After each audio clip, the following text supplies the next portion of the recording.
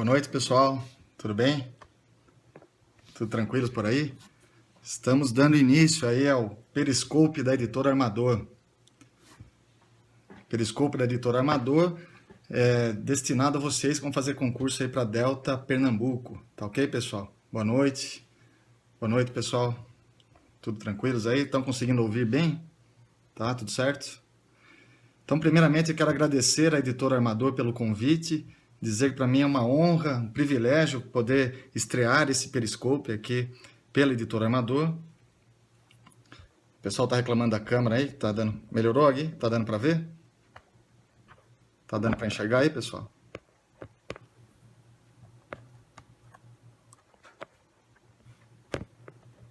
Aí, estão conseguindo ver? Tá ótimo? Beleza. Então, é um privilégio estar aqui pelo Periscope da Editora Armador, inaugurando esse Periscope, justamente destinado a vocês aí que vão fazer esse concurso para Delta Pernambuco, tá, pessoal? Então, agradecer o convite e o carinho de todo o pessoal aí da Editora Armador. Para aqueles que não me conhecem, meu nome é Eduardo Fontes, sou delegado de Polícia Federal há aproximadamente 12 anos e professor de Direito Penal do CERTS, tá? Do Complexo de Ensino Renato Saraiva. Tá bom, pessoal? Nós vamos falar para vocês hoje de uma obra. Eu quero falar para vocês, antes de começar esse tema, da obra que está em pré-venda aí na Editora Armador, que é o Item a Item Delegado de Polícia. Essa é uma obra destinada para esse momento do concurso, para essa fase que vocês estão aí na iminência desse concurso. Tá? É uma obra que foi coordenada por mim e pelo professor Giovanni Moraes, um dos melhores aí professores de Direito Penal da atualidade, não é mesmo? E essa obra... o que é essa obra? Ela é focada, ela é destinada, pessoal, para vocês que estão nessa fase, na iminência do concurso, há 2 meses do concurso. A gente pegou item a item do edital, ponto a ponto do edital, e trouxe para ele ali, de forma bastante objetiva, a essência daquele assunto. O que vocês precisam saber sobre aquele assunto, para vocês chegarem aí no dia da prova, e enfrentar o CESP, pessoal, chegar no dia da prova com todo o edital revisado. Tá bom, pessoal? Então é uma obra aí dedicada a vocês que estão nesse momento. Então agora, vocês estão nessa fase aí, há 2 meses do concurso, agora é hora de pisar fundo no acelerador aí, dar aquele sprint. Agora é faca na caveira, né, galera? Não tem que ir para cima aí com tudo. E essa obra aí vai ajudar muito vocês, tá bom? E o Periscope da Armador é com base nos professores que escreveram essa obra. Então, hoje vocês estão comigo aí, nós vamos falar um pouco aí de direito penal. O livro está em pré-venda. Tá, pessoal? Está em pré-venda e, por favor, não me deixem de esquecer que no final eu tenho que dar uma dica para vocês aqui, uma surpresa que a Editora Armador preparou. Tá? Não me deixe de esquecer, por favor. Então, quem estiver ao vivo aí, vai ter uma surpresa muito boa. Então, o livro está em pré-venda e todos os professores que participaram da elaboração dessa obra estarão fazendo periscope aí ao longo da semana com vocês. Então, hoje começa comigo, nós vamos aí ter um bate-papo aí desse tema aí que é bagatela, um tema aí recorrente nos concursos. Vou trazer para vocês visão da doutrina, da jurisprudência. Amanhã vocês terão aula, dicas importantes e preciosas com a professora Tassiana, também nossa colega de magistério aí no Complexo de Ensino Renato Saraiva. Na sequência, vocês terão aulas com o professor Rodrigo Rabelo, dicas importantes de constitucional, de direito eleitoral. Depois, a professora queridíssima Sheila Gisele, trazendo dicas de direito administrativo. Teremos o professor Guilherme de Luca, também do CERS, trazendo aí os bizu de direitos humanos para vocês. Depois teremos Ronaldo Bezerra, em criminologia, o professor Fernando Pontes, promotor de justiça no Paraná, que vai trazer dicas importantes também de legislação penal extravagante, o professor Pedro Vicentim, em processo penal, e o professor Gesualdo, em direito civil. Então, vocês serão brindados aí durante a semana com dicas diárias no Periscope da Editora Armador. Então, cola aí nesse Periscope, pessoal, que nós vamos ajudar vocês a pôr a ponto 40 na cintura aí, tá bom? Então vamos lá falar então desse tema, que é o tema da bagatela. Vamos falar da bagatela própria e da bagatela imprópria. Começando então pela bagatela própria, qual é a expressão sinônima desse princípio aí? A expressão sinônima é o princípio da insignificância. O princípio da insignificância também é chamado de bagatela propriamente dita ou bagatela própria. E vejam interessante, esse princípio, o princípio da bagatela própria, ele não tem origem no direito penal, ele tem origem lá no direito civil, ele deita suas raízes no direito romano. Então, lá no direito romano, já se entendia que o pretor, o poder judiciário, né, o magistrado, ele não devia se ocupar de coisas insignificantes, de coisas irrelevantes.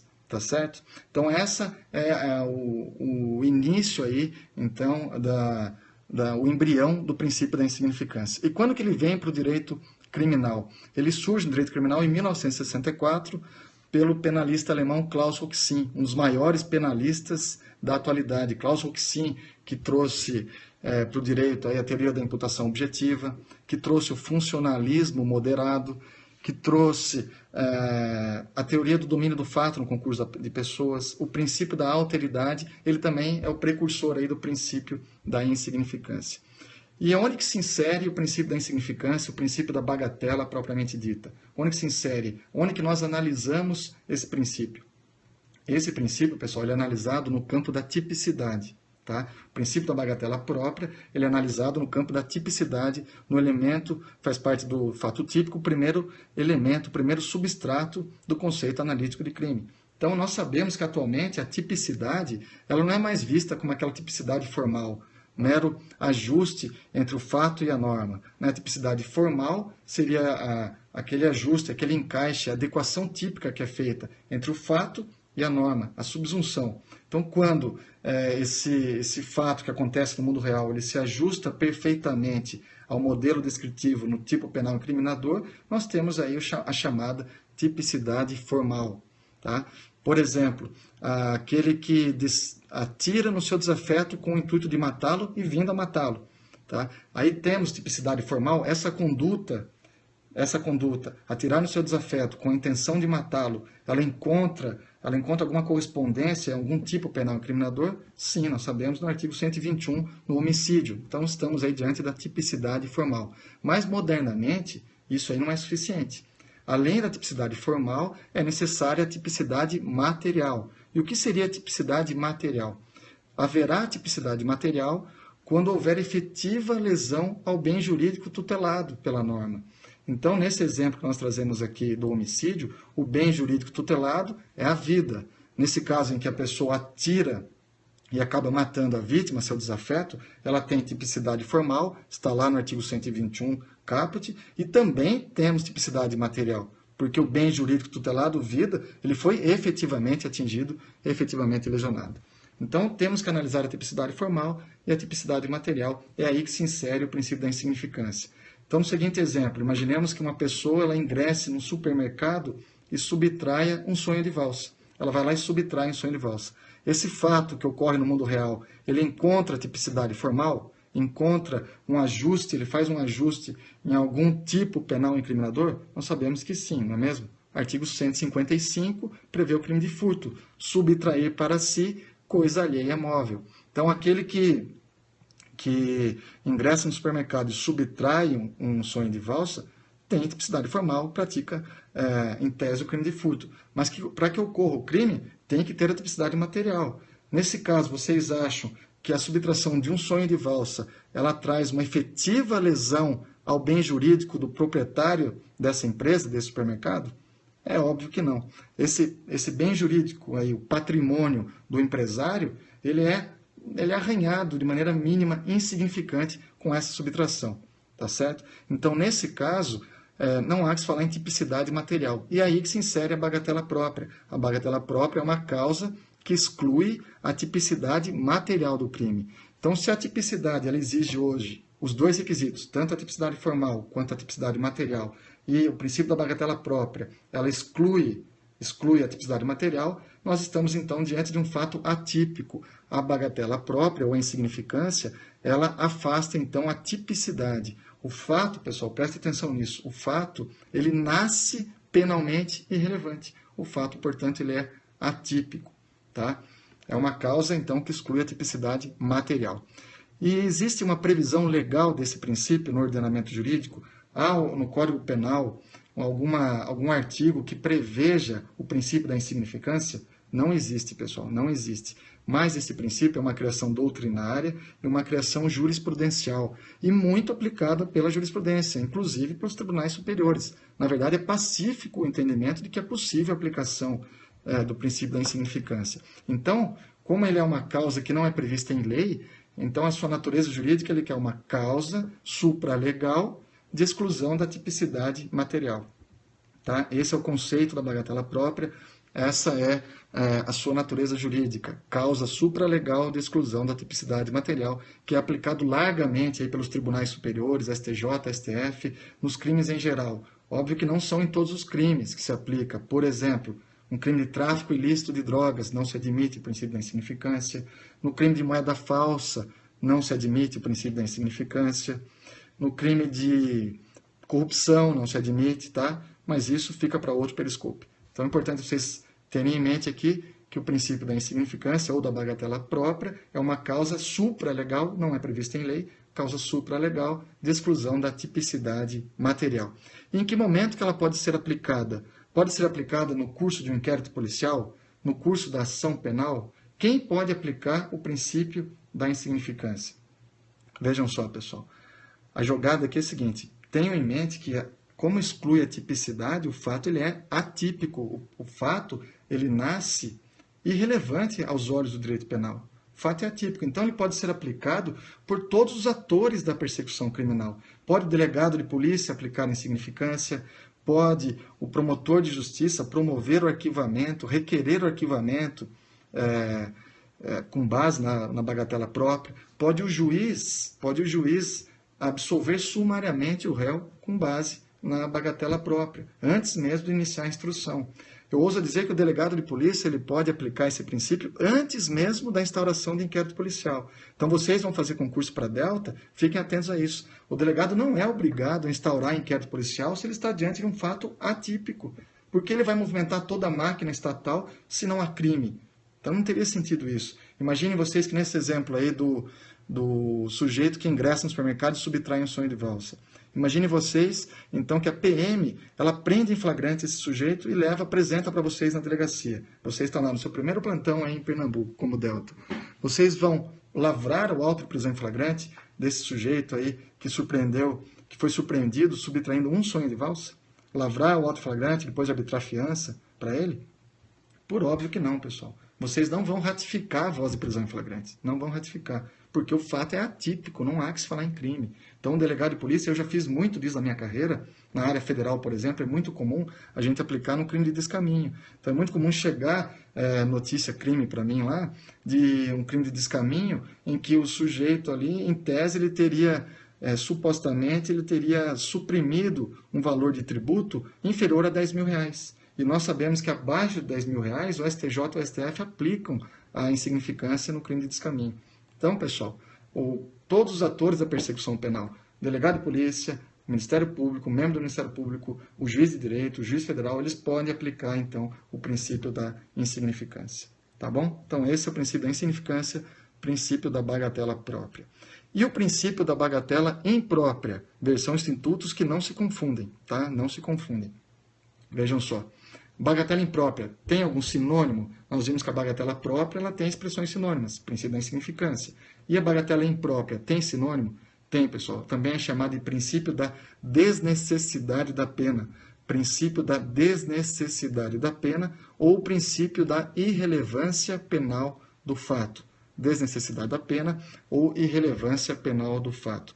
O que é esse princípio? Onde se insere a bagatela imprópria? A bagatela propriamente dita, a insignificância, a gente viu, está lá no campo da tipicidade. E a bagatela imprópria? A bagatela imprópria ela está no campo da punibilidade. Então, reparem, lembra que eu falei lá na insignificância? O fato ele nasce irrelevante para o direito penal. Na bagatela própria, o fato nasce irrelevante para o direito penal. O colega aqui está perguntando, desculpa pessoal, mas eu não consigo acompanhar todas as mensagens, mas o colega perguntou que senão o delegado não vai abrir inquérito policial, não vai instaurar inquérito policial, não instaura, pessoal. Diante de um princípio da insignificância, de uma notícia crime, não vai instaurar. Ele pode, no nosso caso, que a gente acaba se manifestando, devolvendo aquele expediente, dizendo que não é o caso de aplicação, porque o fato é atípico. Você não vai movimentar todo o recurso humano, recurso material, fazer diligência de um caso que não é crime. Se não é crime, não tem que instaurar inquérito policial, tá? Então, voltando, bagatela imprópria. Na bagatela imprópria, então, nós vimos então que lá ela se aplica no campo da punibilidade. Se é no campo da punibilidade, é porque já existe fato típico, já existe o fato ilícito, o agente é culpável. O juiz, na prolação da sentença condenatória, é ali que ele vai aplicar a bagatela imprópria, lógico, para os adeptos dessa corrente. Então, a conduta ela é típica, ela é ilícita, nós temos o injusto penal, nós temos o crime, o agente é culpável, então já há a prova da materialidade do crime, há a prova da autoria, mas o juiz, no momento de aplicar a pena, ele entende que essa pena ela é desnecessária ou ela não ela é insuficiente, não precisa aplicar essa pena. Então, qual é o exemplo que o Luiz Flávio Gomes traz a respeito disso? Ele traz um exemplo interessante. Então, ele fala o seguinte, imagina que você, o sujeito, subtraiu R$10 do empresário. Subtraiu R$10 do empresário, nós vamos poder aplicar o princípio da insignificância? Vamos, né, pessoal? Nós sabemos aí que, embora essa conduta tenha tipicidade formal, o crime de furto não atinge de maneira efetiva o patrimônio do empresário, R$10. Então, aplicamos o princípio da insignificância, o fato ele é atípico.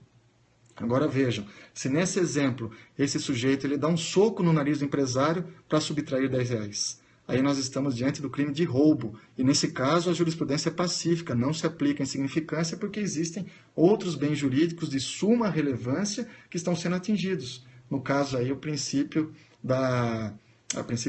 bem jurídico da integridade física do sujeito, integridade física da vítima. Então não se aplica a insignificância no roubo, apesar do pequeno valor. Mas é possível aplicar a bagatela imprópria. O juiz, considerando que houve o crime, há prova da autoria também, no momento de fixar a pena, o juiz pode entender que essa pena é desnecessária. Por exemplo, porque o réu já reparou o dano, porque o réu ficou preso por tempo já suficiente, porque o réu confessou a prática do crime. Então, seria uma hipótese você poder aplicar a bagatela imprópria. Então, reparem que ele está no campo da punibilidade. O juiz vai extinguir a punibilidade. Há crime, o agente ele é culpável, prova da autoria, prova de materialidade, mas o juiz entende que a pena ela é desnecessária. Esse é o conceito de bagatela imprópria. Tá? Quem que pode aplicar e em qual momento? Nós vimos que na insignificância, quem aplica quaisquer dos atores da persecução, delegado, promotor, juiz, tá? Eles podem aplicar. Em que momento? Em qualquer fase processual, até mesmo antes do inquérito policial. E aqui a bagatela imprópria, quem que aplica? Somente o juiz. Somente o juiz e em que momento? Na prolação da sentença. Na prolação da sentença que ele vai extinguir a punibilidade. É ali que ele vai conseguir valorar as circunstâncias que envolvem o crime e que vão tornar aquela pena desnecessária, aquela pena insuficiente. Tá? E existe algum fundamento legal para a bagatela imprópria? Existe no ordenamento jurídico algum fundamento legal em que se baseie esse princípio? Nós vimos que na insignificância não tem, é uma causa supralegal de exclusão da tipicidade material. E aqui na bagatela imprópria?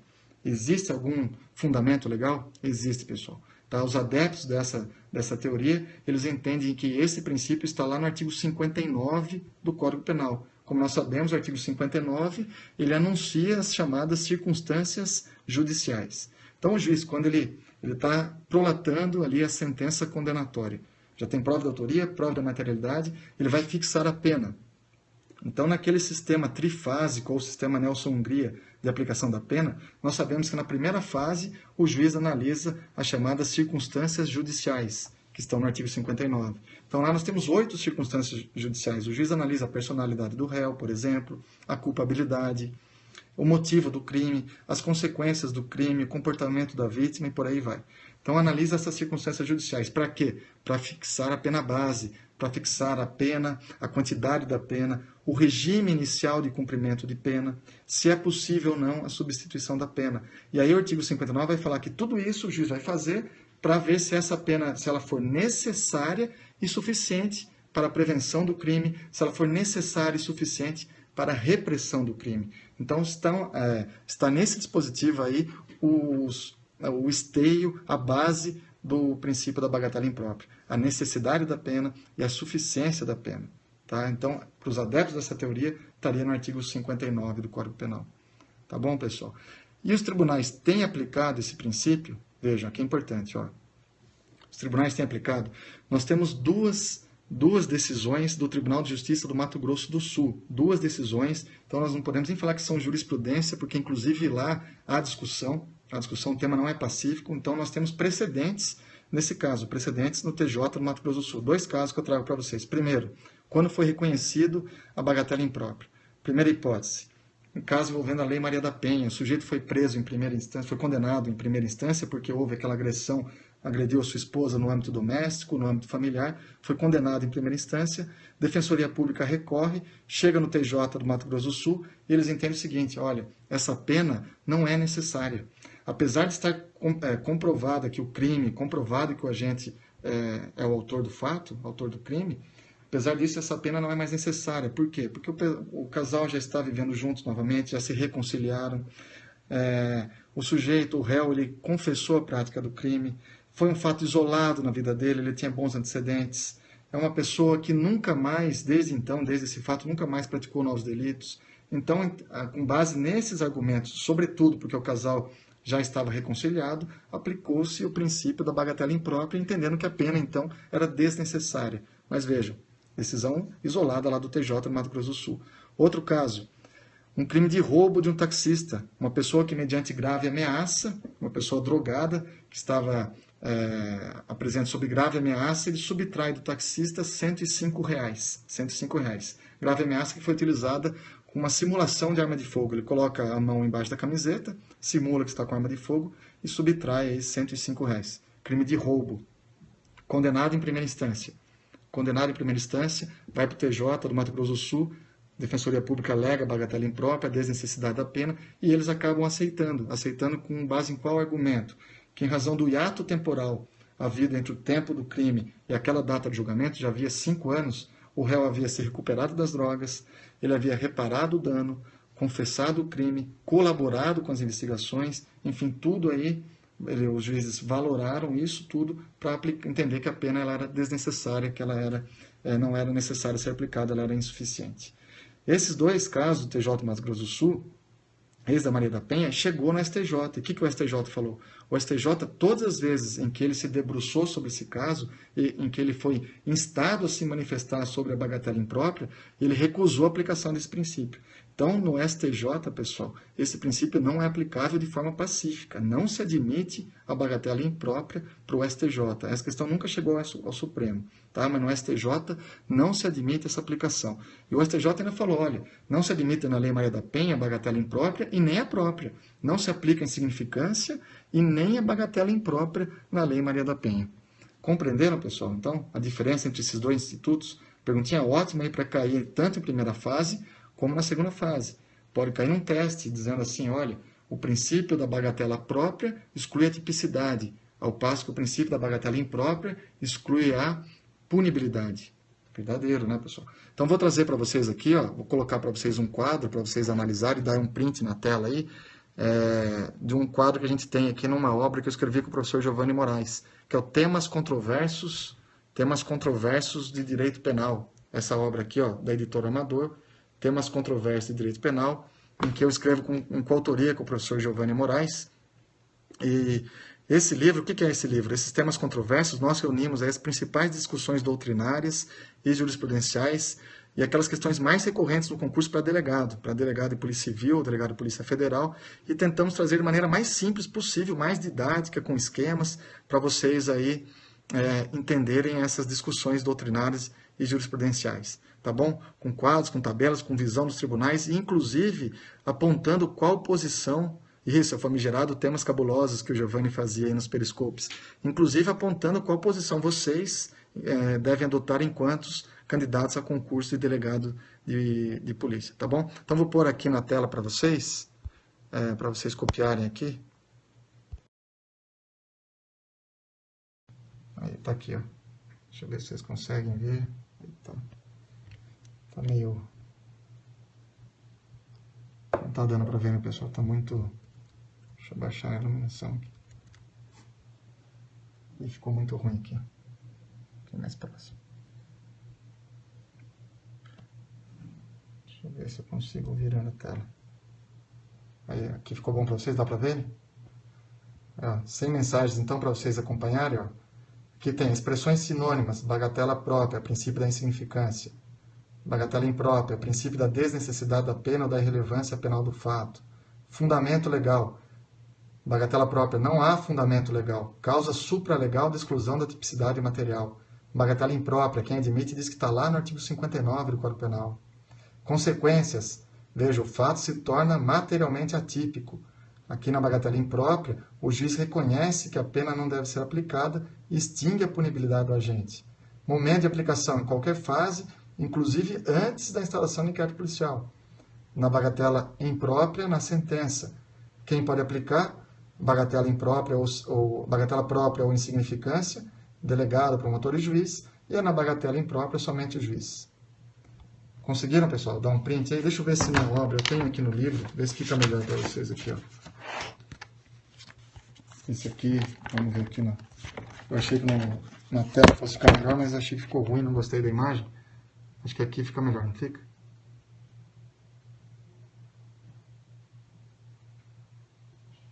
Está na página 37 da nossa obra, tá? 37 da nossa obra.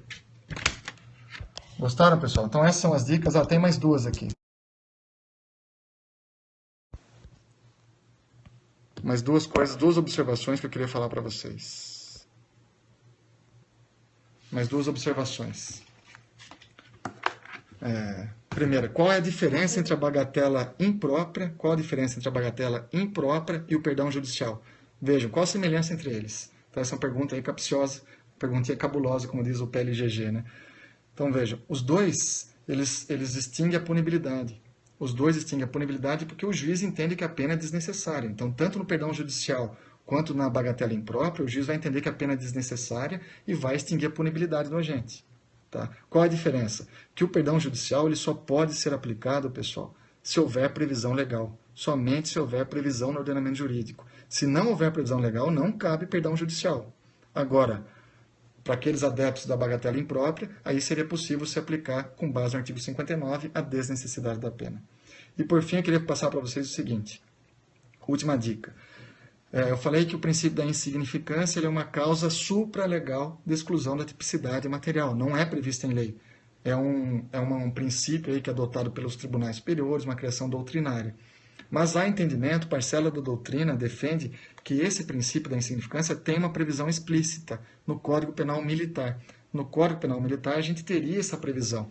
Por exemplo, lá tem o crime de furto atenuado. O furto, quando é atenuado, ou de pequeno valor, ou a lesão corporal levíssima, nessas duas hipóteses, o juiz poderia converter a infração penal em infração disciplinar. Então seria a hipótese de princípio da insignificância previsto expressamente no Código Penal Militar. Então veja, pessoal, se cair em segunda fase, em fase discursiva, essas dicas são interessantes de vocês colocarem, acrescentarem esses diferenciais aí na prova. Tá bom, pessoal? Então essas são as dicas. Então aqueles que ficaram até agora, a dica aí para vocês, olha, a Editora Amador, ela vai até as 23 horas e 59 minutos de hoje, vai dar uma promoção para vocês aí. Quem adquirir a obra item a item Delegado de Polícia, tá? Essa obra item a item Delegado de Polícia, que está já com preço de pré-venda, já está com preço promocional, vai ganhar 10% de desconto. 10% de desconto, então, para quem colocar lá o cupom DELTA-PE, Delta de delegado, DELTA-PE de Pernambuco, DELTA-PE.